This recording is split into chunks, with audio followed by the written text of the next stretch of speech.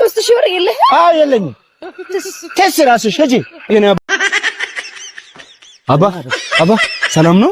እግዚአብሔር ይመስገን። ከሌላ ሀገር መጥቼ ነውና አርቦኝ ነው ምግብ አልበላውም እና አንድ 3000 ብር አንድ 3000 ብር እንድትረዳኝ ነበር። ደግሞ 3000 ብር እርቦክ ነው?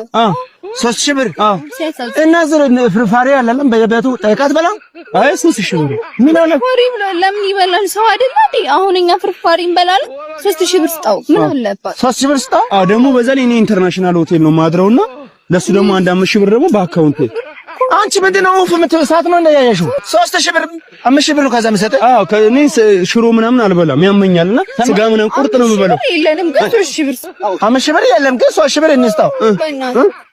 ምስኪን እና አገረ ብር ያጥቼ ነው አንቺን ወክ እንደዚህ ማበላሽ ለ3000 ብር ሰጠው ምናምን 3000 ብር የለህ? አዎ የለኝም።